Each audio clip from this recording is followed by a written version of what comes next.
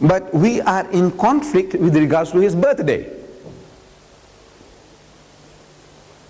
I was questioned whether we commemorate Christmas. I said, look, we enjoy Christmas holidays. Christmas holidays we enjoy, but we don't commemorate Christmas. If we only knew the date of his birth, we would also celebrate his birthday. Like we say, Miladun Nabi. We'll have Miladul Masih. We'll have the birthday of Jesus. But when was he born? They tell us 25th of December. Christmas Day, 25th of December. But he was not born on the 25th of December. Today the Christians have come to realize, the learned men of Christendom, that he was not born on the 25th of December. This 25th of December is the date of the birth of the pagan sun gods. Not the Son of God. Son of God in inverted commas. Not the Son of God, but the sun god. You know what it means? You see, you people here, this is the northern hemisphere. I come from the south. This is the northern hemisphere. And as winter approaches, December, it gets colder and colder here for you people. And as December 20th, 21st, 22nd, 23rd, the primitive man, he could sense day by day, they can see the sun in the distance. Far away, it's going east to west, further and further away, and it's getting colder and colder. So they personify that the devil is eating up the sun. Though they start beating drums and start offering prayers, that the sun may not be swallowed up, because if it gets swallowed up, they'll be finished for good. 24th of December, the equinox, and now you see the 25th. Those primitive people in the northern hemisphere, they could sense the variation in temperature day by day.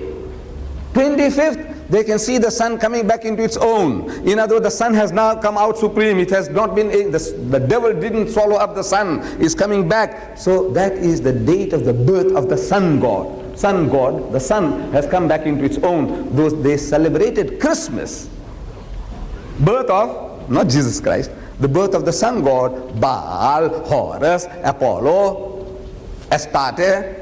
All these were the sun gods worshipped in the Mediterranean region, and their birthday was the 25th of December. So when the people became Christianized under Constantine, they accepted that birthday of the sun as the birth of the Son of God, in inverted commas. So it is not the birthday of Jesus.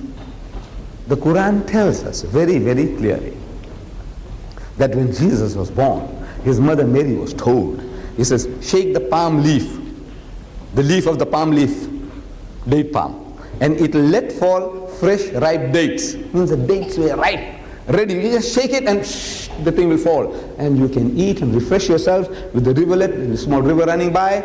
Refresh yourself. After the birth of the child, she is told that. So it was midsummer. If the Quran says that the dates were ripe, it means midsummer, not midwinter. Palestine is in the northern hemisphere. Your winter and their winter is the same. So you don't have winter in midsummer, dates in midsummer. So it was midsummer. Then the Bible also says that when Jesus was born, the shepherds were out in the field. Now the shepherd is a fool. If he with his sheep stays out in the open in Palestine, in midwinter, he will freeze to death, and his sheep will freeze to death.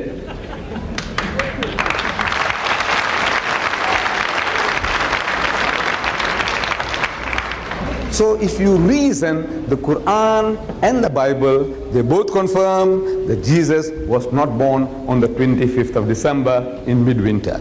But now because of that, men of learning in the West, they are now supposing that this Jesus was a myth, is a fairy tale, because it's connected with all these fairy tales. Jesus was no myth. He was a real historical person. According to the teachings of Islam, we have no doubt about it. That some 2,000 years ago, there was a young lady called Mary, and she gave birth to a child called Isa, or Esau, or Yeshua, translated Jesus, and he was born miraculously. But the myth idea is because of this association with the pagan cults. the sun-worshipping cults. Now, when we look at Muhammad, a comparison, Muhammad was born some 600 years after Jesus in Mecca. Before his birth, his father died. See, he was a posthumous child, a child that is born after the death of his father. And Muhammad sallallahu alaihi wasallam happens to be the most historical of all religious personality according to Encyclopedia Britannica. No doubt whatsoever about him that Muhammad could be a fairy tale. Most historical, solid down-to-earth figure. History starts with him. The change of the Arab nation starts with him. The whole Arab world becomes known to the world for the first time in the history since the creation of the world. Since the creation of the world, the Arabs were an unknown people. Nobody was interested in that human rubbish. Nobody. Alexander the Great passed them by. The Phoenicians, the Persians passed them by. The Egyptians passed them by. Nobody was interested in that human rubbish. Nobody. It was after Muhammad that all of a sudden they become known, and they become masters of the known world through the blessings of Islam. Before that, unknown. Muhammad is the most historical of all religious personalities.